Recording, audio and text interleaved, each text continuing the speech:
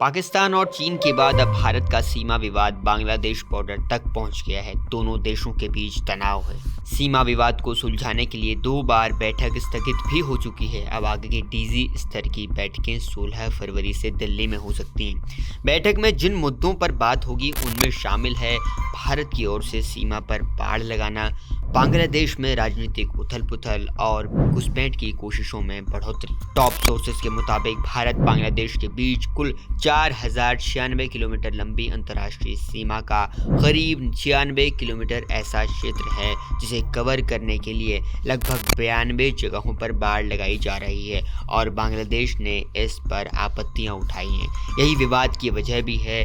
BSF के मुताबिक सीमा पर बाड़ का निर्माण कार्य जारी है और बांग्लादेश से भारत के जिन राज्यों की सीमा लगती है उनमें पश्चिम बंगाल, असम और त्रिपुरा का कुछ हिस्सा है जो बॉर्डर साझा करते हैं, जहां पर ये विवाद की वजह बन रही है। बांग्लादेश के विदेश मंत्रालय ने रविवार को भारतीय उच्चायुक्त प्रणय वर्मा को बुलाकर भारत बांग्लादेश सीमा पर बीएसएफ की गतिविधियों पर गहरी चिंता जताई है। दोनों देशों के बीच सीमा पर चल रहे विवाद के बीच ये मुलाकात हुई। भारत और बांग्लादेश के बीच मौजूदा 4156 किलोमीटर की सीमा में से 3271 किलोमीटर पर भारत ने बाड़ लगा दी है।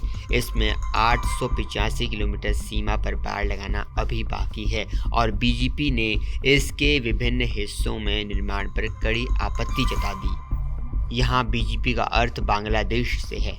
आपको बता दें, बांग्लादेश को ऐसा लगता है कि दोनों देशों के बीच हुए समझौते के अनुसार ये सही नहीं हो रहा है।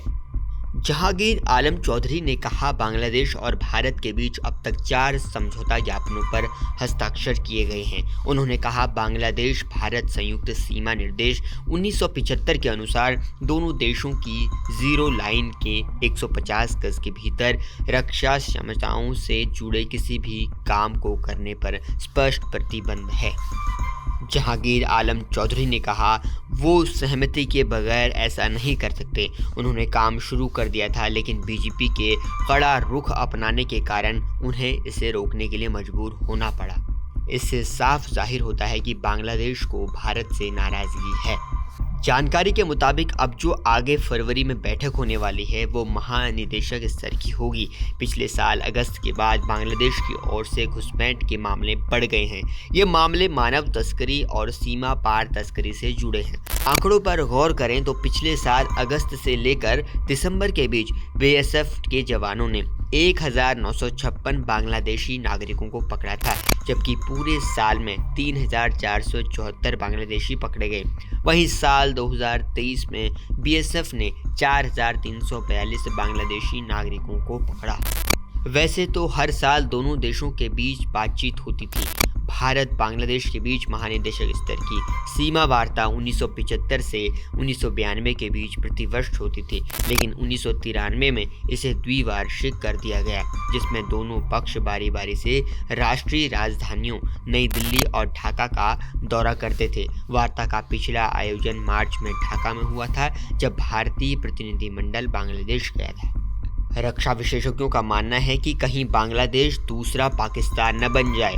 वर्ष 1971 में जिस पाकिस्तानी सेना को पूर्वी पाकिस्तान से भारत ने मार भगाया था, 53 साल बाद फिर से पाकिस्तानी सेना बांग्लादेश में लौटने लगी है। इसकी मुख्य वजह काफ़ी लंबे समय से पाकिस्तान की आईएसआई अमेरिका की मदद से बांग्लादेश में मुस्लिम कट्टरपंथियों द्वारा वहां के युवाओं को शेख हसीना के विरुद्ध भड़का रही थी, क्योंकि शेख हसीना भारत के साथ मित्रतापूर्ण संबंध रखती हैं। यही वजह है कि भारत की बांग्लादेश से लगती सीमाएं सुरक्षित थी। आपको बता दें, पिछले काफ़ी समय से चीन भी बांग्लादेश में सक्रिय है, इसलिए इसमें चीन का भी पूरा सहयोग पाकिस्तान को हो रहा है।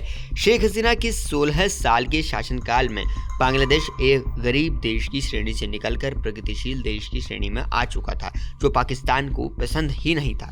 बांग्लादेश अब फिर कट्टरपंथ की राह पर चलने लगा है। खुफिया रिपोर्ट के अनुसार पाकिस्तान के चीफ ऑफ स्टाफ कमेटी के अध्यक्ष जनरल साहिर शमशाद मिर्जा ने बांग्लादेश को एक प्रस्ताव भेजा है, जिसके मुताबिक जनरल शमशाद मिर्जा खुद बांग्लादेश की सेना के ट्रेनिंग इंस्टीट्यूट, इन्फेंट्री और tactics school, defence services command school का दौरा करेंगे। दूसरी ओर पिछले कुछ समय से भारत और चीन के बीच संबंधों को सुधारने की प्रक्रिया चल रही है। लेकिन भारत को नहीं भूलना चाहिए कि चीन का धोखा देने का पुराना इतिहास रहा है। फिलहाल एक्सपर्ट से मानकर चल रहे हैं कि बांग्लादेश में कट्टरपंथी ग्रुप लगातार एक्टिव हो रहे हैं, जिसका खामियाजा आने वाले दिनों में बांग्लादेश को भुगतना पड़ेगा। और फेंसिंग का विवाद उससे जुड़ा हुआ अभी फिलहाल समझ आ रहा है। भारत और बांग्लादेश के फेंसिंग विवाद को लेकर आप क्या कहते हैं, कमेंट सेक्शन में लिखकर बताइएगा। देश और दुनिया की खबरें आसान भाषा में जानने के लिए जुड़े रहिए जनसत्ता के साथ।